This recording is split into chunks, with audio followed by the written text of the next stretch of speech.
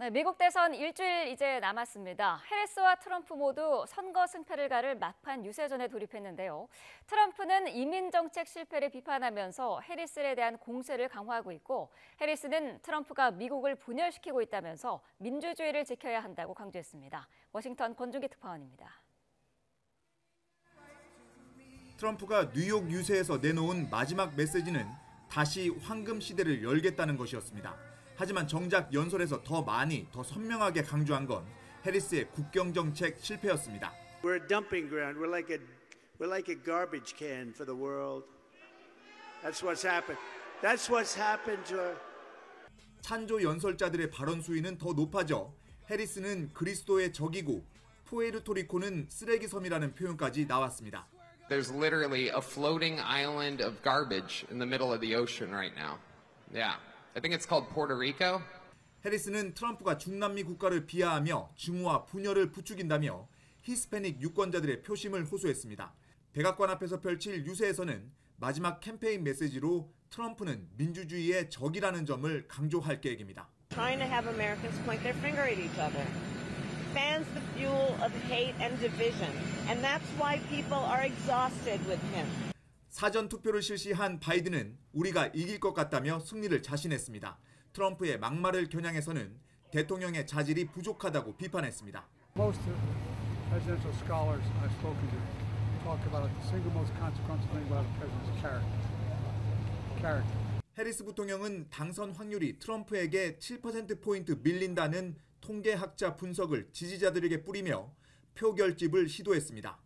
전국 지지율은 마지막까지 박빙인 가운데 유권자 10명 중 7명은 트럼프가 선거에서 질 경우 결과를 승복하지 않을 것 같다고 응답했습니다.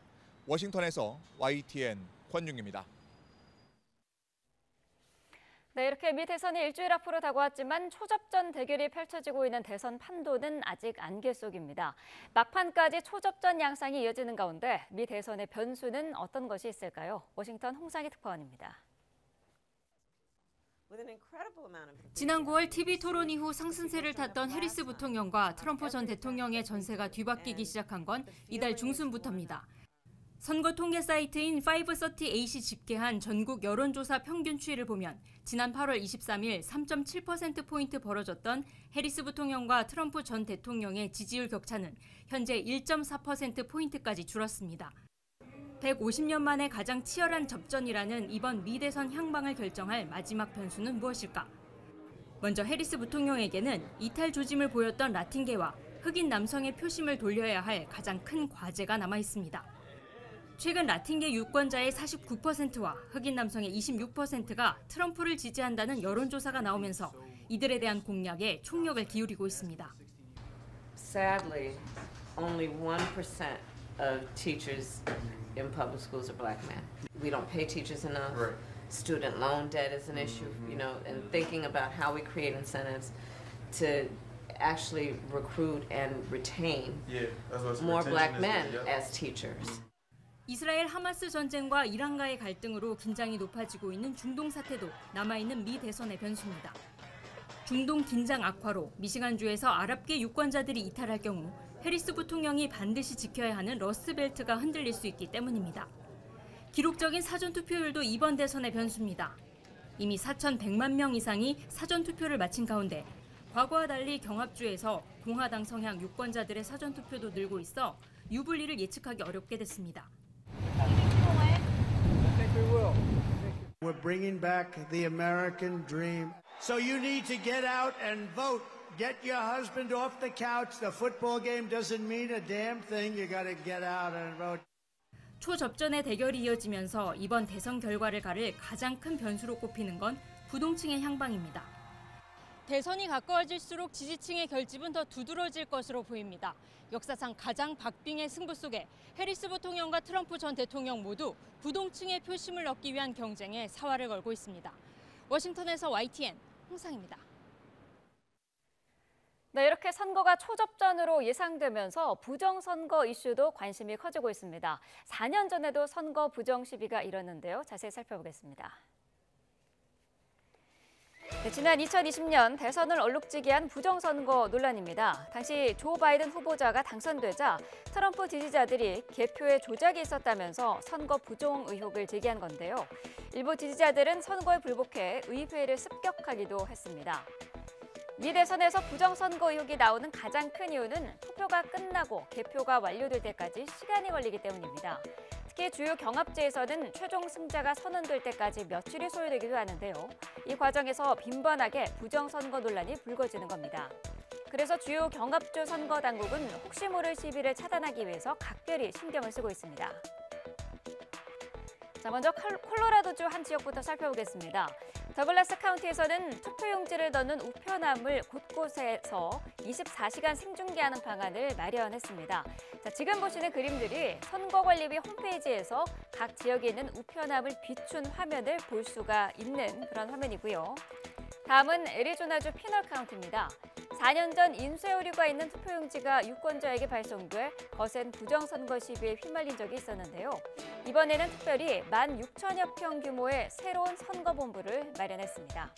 360도로 촬영이 되는 보안 카메라 10여 대를 투표소에 배치했고 이를 통해 시민들이 언제든 이곳을 찾아 투표 현장을 점검할 수 있도록 했습니다. 특히 투표함에 GPS를 부착하고 이동 위치를 실시간으로 공개하는 신기술도 도입하기로 했습니다. 자, 치열한 경합이 벌어지고 있는 조지아주 풀턴 카운티에서는 아예 전면 개방된 대형 창고를 새로 지었습니다. 사무실 등에서 진행했던 4년 전과 달리 칸막이를 아예 없애 모두가 개표와 집계 과정을 볼 수 있게 한 점이 특징입니다.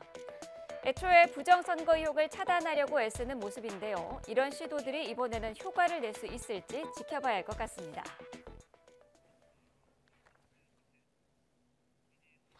누가 이길까? 전 세계 이목이 미국으로 쏠린 가운데 각종 여론조사가 쏟아지고 있습니다. 트럼프가 출마한 지난 두 차례 대선에서는 예측이 크게 빗나갔는데 이번에는 얼마나 맞을지 관심입니다. 가장 큰 변수였던 숨은 트럼프 지지자, 이른바 샤이 트럼프가 이번엔 여론조사에 이미 반영돼 있다는 분석도 있는데요. 한번 살펴보겠습니다. 먼저 2016년으로 거슬러 올라가 보겠습니다. 도널드 트럼프 전 대통령 그리고 힐러리 클린턴이 맞대결을 펼쳤던 선거죠.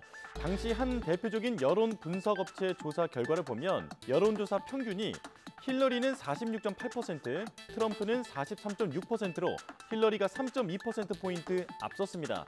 자, 그런데 대선 결과에서도 실제로 힐러리는 득표율에서 48.5%로 트럼프 46.4%보다 앞섰지만 실제 선거인단 수에서는 232대 306으로 차이가 있었죠.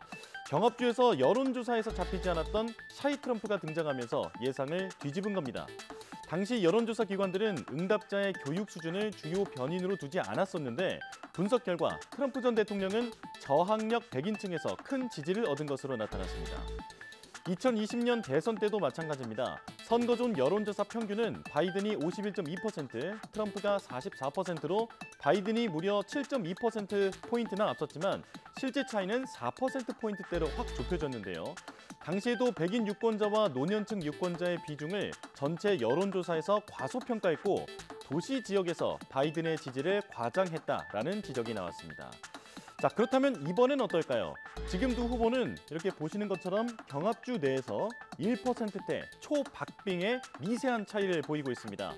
여론조사 기관들은 그간 샤이 트럼프를 찾아서 조사의 정확도를 높이기 위해 안간힘을 써왔는데요. 결과는 어떻게 나올지는 두고 봐야겠습니다. 자, 하지만 이번 대선은 더 어려워졌다라는 평가가 나옵니다. 최초로 흑인이자 아시아계인 여성 후보가 등장했고 그리고 흑인과 라틴계 유권자의 지지가 해리스 부통령이 아니라 트럼프 전 대통령 쪽으로 옮겨가는 흐름이 포착되기도 했는데요. 지난 두 번의 대선에서 체면을 구겼던 여론조사가 이번에는 과연 얼마나 정확히 예측할 수 있을지 관심이 모이고 있습니다. 네, 미 대통령 선거 결과가 우리에게도 중요한 건 한반도 안보에 미치는 영향이 적지 않기 때문입니다. 한미 간에는 방위비 분담금을 비롯해 북핵이 가장 큰 이슈였는데 최근에는 북한의 파병으로 우크라이나 전쟁과도 맞물리면서 미국의 대선 결과에 대한 관심이 더 커지고 있습니다. 김문경 기자입니다.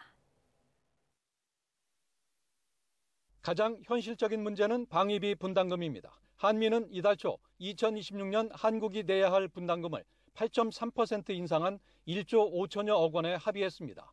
해리스 부통령이 당선되면 합의를 이어가겠지만 트럼프 전 대통령은 지금의 9배인 연간 13조 원을 압박하고 있어 당선 시 재협상 가능성이 거론됩니다. If I were there now, they'd be paying us $10 billion a year. And you know what? They'd be happy to do it. It's a money machine, South Korea. 북핵 문제 등 대북 정책에 대한 인식도 엇갈립니다. 트럼프 전 대통령은 김정은 위원장과의 친밀성을, 해리스 부통령은 제재와 압박을 우선하고 있습니다. It is well known he exchanged love letters with Kim Jong-un because they're so clear. They can manipulate you with flattery and favors. When we get back, I get along with him. He'd like to see me back too. I think he misses me. You know, it's nice to get along with somebody who has a lot of nuclear weapons or otherwise, isn't it?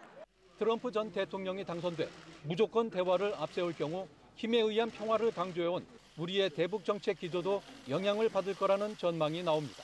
북한이 우크라이나 전쟁에 파병한 것은 돌발 변수인데 우리도 복잡한 셈법에 놓였습니다. 해리스 부통령은 자유민주주의 세력의 승리를 강조하고 있고 I will continue to stand with Ukraine, and I will work to ensure Ukraine prevails in this war. To be safe, secure, and prosperous, the United States must continue to fulfill our long-standing role of global leadership.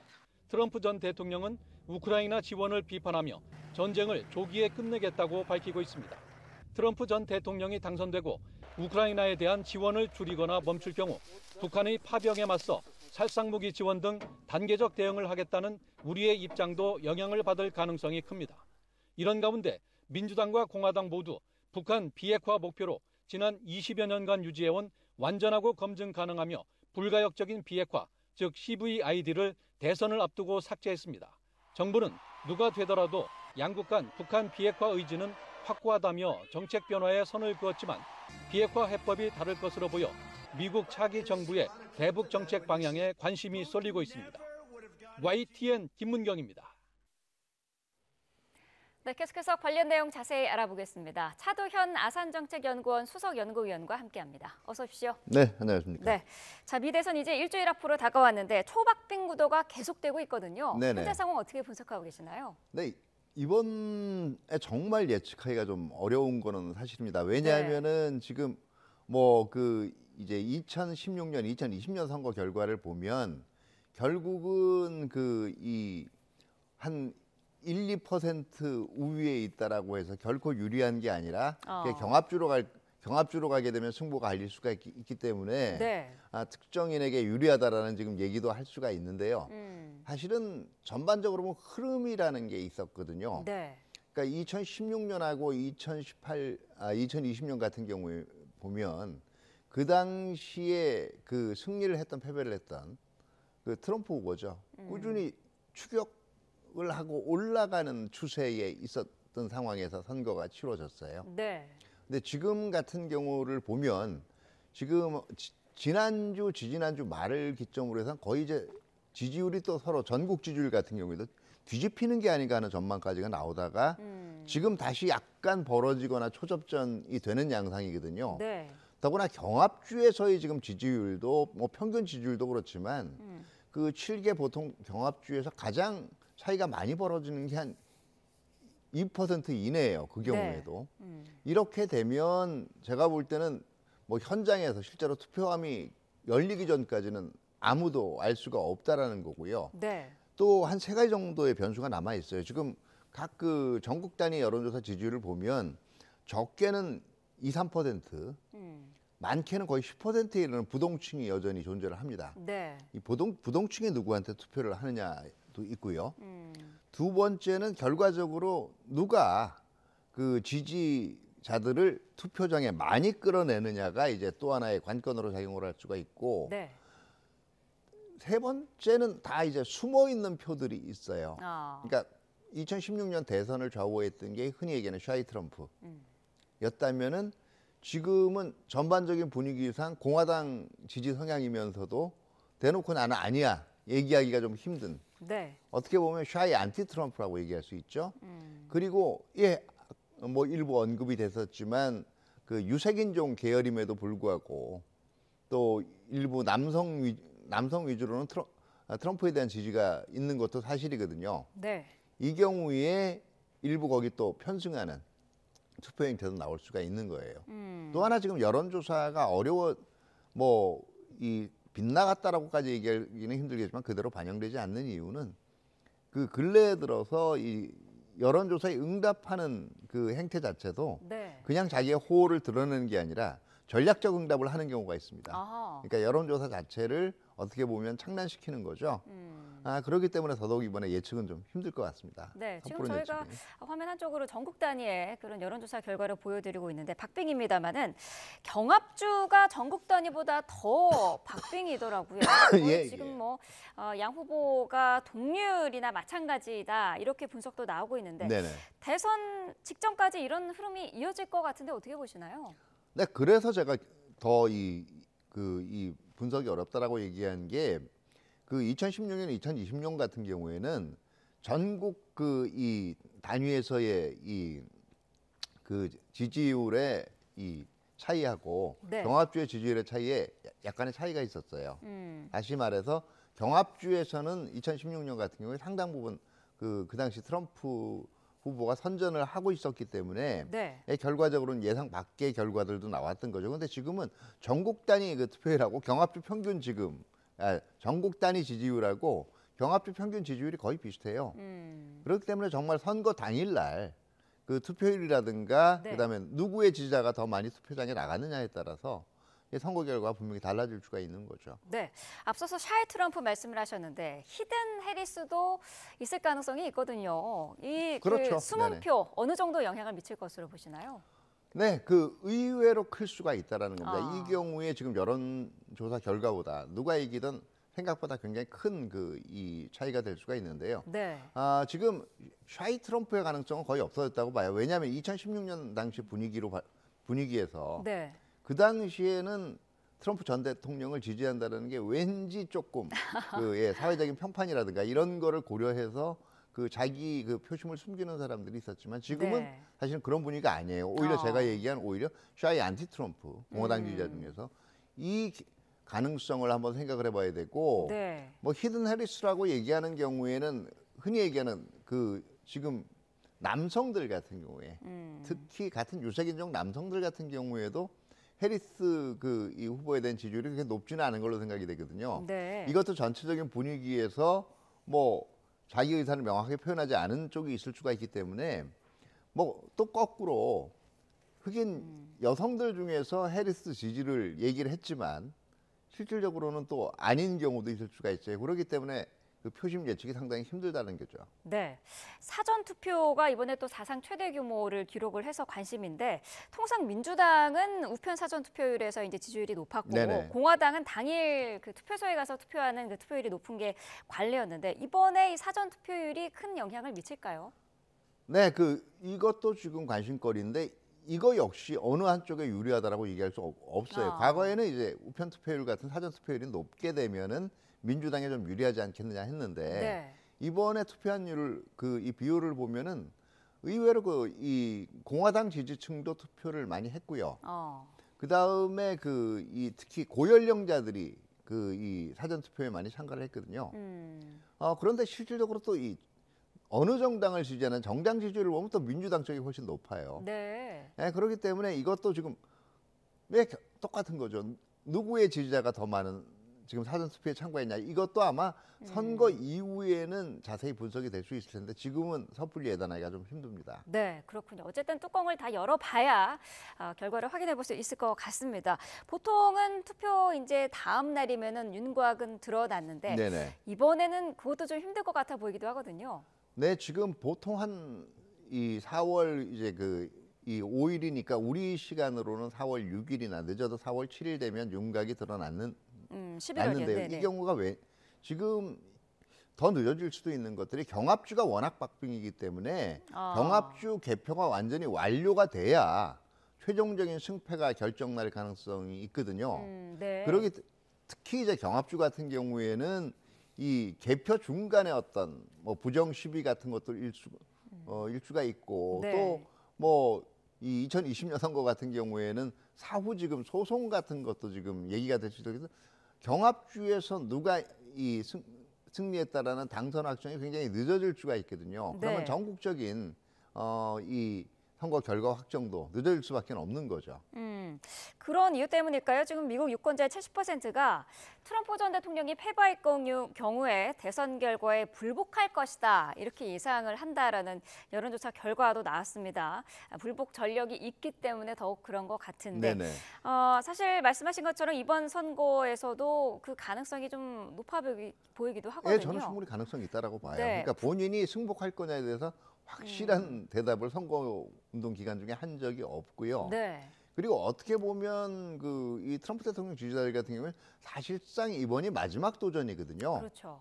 그거 받아들이기가 그렇게 쉽지가 않을 겁니다. 다만 지금 2020년의 선거 불복 사태 같은 경우에는 그 당시 본인이 현직에 있었기 때문에 이 투표 어떻게 보면 이 투표 불복에 대한 것을 은근히 이제 옹호하는 발언을 했었죠. 네. 근데 지금은 본인이 현직이 아니기 때문에 사실은 미국 중앙정부가 얼마만큼 의지를 가지고 이런 소요 사태에 대처하느냐에 따라서 불복 사태가 얼마나 길어질 거냐 여기에 대한 이 여부가 좌우된다라고 할 수가 있죠. 네. 자, 트럼프 전 대통령 뉴욕에서 마지막 메시지를 냈습니다. 다시 황금 시대를 열겠다면서 경제 그리고 이민자 문제를 마지막으로 거론을 했는데 네. 미국에서 사실 이 문제가 상당히 중요한 핫 이슈인 건 맞는 것 같아요. 네, 그렇죠. 이민 문제, 낙태 문제라든가 이런 문제와 같이 이번 사실은 대선의 대외 정책보다 더 큰 이슈였죠. 네. 지금 결과적으로 얘기하는 거는 이제 이민 문제는 사실은 해리스 후보도 지금 인정을 하고 있는 바인데요. 다만 이거 자체를 전면적이고 그 다음에 철저하게 통제를 하는 쪽으로 가느냐, 네. 아니면은 이제 이 선별적으로 이걸 처리를 하느냐의 문제에 따라서 지금 입장이 갈리고 있는데요. 결국 누가 되느냐에 따라서 앞으로 이민 정책 부분도 상당히 큰 폭의 이동을 할 가능성이 있습니다. 네, 해리스 부통령도 이제 곧 마지막 메시지를 낼 예정인데 어떤 부분에 초점을 맞출 것으로 보시나요? 네, 결국은 두 가지 정도의 메시지일 것 같아요. 첫 번째는 자신이 화합을, 그러니까 미국을 오늘날의 미국을 만들어내는 자신만 화합을 이룰 수 있다라는 거고, 네. 두 번째가 결국 미국 민주주의의 위기를 막아야 된다. 결국 선거운동 기간은 나왔지만 트럼프 전 대통령이 다시 돌아올 경우에 상당한 이 각종 권력 기관 간의 견제와 균형이 어그러질 수 있다라는 것이 이 해리스 후보가 강조해온 바이기 때문에 한 두 가지 정도의 아마 메시지를 집중적으로 내지 않을까 생각이 됩니다. 네, 해리스 부통령은 미국의 화합을 얘기할 것이다라고 말씀을 해주셨는데 해리스도 사실 최근에 상대방에 대한 비방의 수위를 높이고 있고 그렇죠. 트럼프는 워낙에 그런 부분은 좀 자극적인 표현을 많이 사용해 왔는데 후보들의 이런 자극적인 표현이나 비방에 대해서는 어떤 평가를 하실 수 네, 있을까요? 이게 선거 막판이 돼도 구도가 확실하게 드러나지 않고 사실은 양 후보가 이번에 정책을 내놓은 것들 자체가 좀 어떻게 보면 그럴듯한다 얘기하지만 구체화되지 않은 양쪽 다 정강 정책이 네. 그런 측면들이 있어요. 그러다 보니까 정책 선거로 가기보다는 지금 막판으로 갈수록 지금 상대방에 대한 어떤 약점을 잡는다든가 네. 아니면 상대방의 이 대한 어떤 인신공격성 발언들이 점점 나오고 있는데 이것도 이번 선거에서의 또 하나 특징이라고 볼 수 있고 이게 결국은 누가 돼도 상처가 상당 부분 남을 수밖에 그렇죠. 없는 거죠. 트럼프 대통령 같은 경우에 아마 이게 전 대통령 같은 경우 불복의 여파가 굉장히 클 수가 있는 거고요. 네. 그다음에 이제 만약에 해리스 후보 진영 같은 경우에도 상당한 상실감 그런 다음에 이 자연스럽게 선거가 끝나고 나면 미국 사회라는 게 그래도 결국은 다시 이 단합의 모습으로 돌아가는 모습을 어느 정도 보여줬는데 이거 회복하기가 좀 힘들지 않을까 생각이 됩니다. 그렇군요. 네. 자, 사실 미국 대선이 되면은 미국 대부분의 언론들이 특정 후보를 이제 공개적으로 지지를 하지 않습니까? 네네. 그런데 이번에는 그런 부분을 상당히 자제를 하고 있거든요. 네네. 어떤 이유 때문이라고 보시나요? 이게 미리 결과를 예상해서 그랬다기보다는 아마 각 언론사마다 개별적인 사정이 있고요. 그리고 또 하나는 아마 지금 이 전반적으로 선거 결과가 초박빙으로 흐르고 있다라는 거예요. 왜냐하면 어느 정도는 예견을 하고 지금 과거에는 갔단 말이에요. 이게 네. 안 돼도 할 수 없다라는 생각을 한 경우도 있었고 네. 또 뭐 이건 될 거다라고. 근데 이 예측하기가 굉장히 힘든 상황이기 때문에 언론사 입장, 특히 이게 어떻게 보면 언론의 그 개입 성향, 나중에 개입 시비를 낳을 수도 있거든요. 그렇기 네. 때문에 좀 더 조심해지는 것 같아요. 네. 자, 지금 뭐 세계적으로 여러 가지 이슈가 있습니다만 특히나 중동 문제가 있고요. 또 네. 러시아 우크라이나 전쟁도 한창 진행 중인데 이런 국제적인 이슈가 일주일 남은 미국 대선에 변수가 될 수도 있을까요? 저는 큰 영향을 미치지 못한다고 봐요. 어차피 아. 지금까지 대선 그리고 이미 여론조사 결과에 반영이 됐고요. 네. 가령 이제 지금 중동에서의 이 전황에 따라서 상당히 무슬림 계층, 특히 해리스를 지지할 걸로 생각이 됐던 무슬림 계층 중에서 상당 부분 좀 방관으로 돌아선 쪽은 이미 생겨났고요. 네. 우크라이나 전쟁 같은 경우에도 이미 자기 공화라든가 민주공화 양당 자기 성향에 따라서 상황들을 판단을 하고 있는 거기 때문에 뭐 일주일 새에 만약에 급격하게 어느 한쪽의 전황이 불리해진다든가 할 때 이거를 상대방 불리해지거나 아니면은 이게 굉장히 이 공격적인 미국에 대해서 공격적인 세력들이 부상이 될 때 네. 해리스 후보도 그렇고 바이든 후보도 그렇고 해리스 후보도 그렇고 트럼프 후보도 그렇고 상대방에 대한 정책 실패의 사례로서 집중적으로 부과를 할 것이지만 이게 선거 판세에 결정적인 영향을 미친다라고 보기는 힘들 겁니다. 네. 지금 뭐 트럼프가 연일 우리나라에 대한 발언도 쏟아내고 있기 때문에 트럼프 리스크에 대비해야 된다 이런 이야기도 국내에서는 나오고 있거든요. 네, 충분히 생각할 수가 있죠. 네. 어떤 후보가 당선되느냐에 따라서 우리 한반도에는 어떤 영향을 미칠까요? 네, 저는 개인적으로 누가 되면 더 유리하다라는 발상 자체는 이제 벗어날 필요가 있다라고 봐요. 왜냐하면 기본적으로 뭐 선거운동 과정 중에 나온 발언들만 보면 그래도 해리스 후보가 조금 더 동맹의 결속에 대해서 긍정적이고 뭐 트럼프 후보 같은 경우에는 경제 분야에 관련된 한 동맹도 경쟁자나 적으로 보는 발언들을 서슴지 않았기 때문에 네. 이게 안보 공약에도 그대로 영향을 미칠 수 있을까 생각을 하고 있는데 적어도 트럼프 전 대통령의 이 주장에 동조하는 미국 유권자들이 절반 정도 되고 있다는 현실을 알아야 된다라는 거죠. 그러면 방위비 분담의 확대라든가 아니면 지역이나 어떤 세계 차원에서 미국의 부담을 덜 수 있게 동맹국들이 더 많은 기여를 하라는 요구는 이미 미국 사회 내에 상당 부분 지금 드러난 거고요. 네. 또 해리스 후보가 된다라고 해도 우리가 가장 불안한 게 그거 아니겠어요? 한미 간에 굉장히 열심히 이 회동을 하고 그 다음에 결속을 과시를 하고 있지만 북한의 핵 위협은 여전히 해결된 게 하나도 없고 뭐 하나 시원하게 지금 이 대책이 나오는 것도 없다. 이 면 같은 경우에는 이게 해리스 후보가 이긴다라고 해도 여전히 남게 될 딜레마라는 거예요. 네. 다시 말해서 두 후보의 정책을 펴는 속도에 따라서는 속도라든가 아니면은 방향성에 있어서는 약간 차이가 날 수가 있지만 기본적으로 우리가 당면한 고민이 그렇게 다르지는 않다라는 겁니다. 네.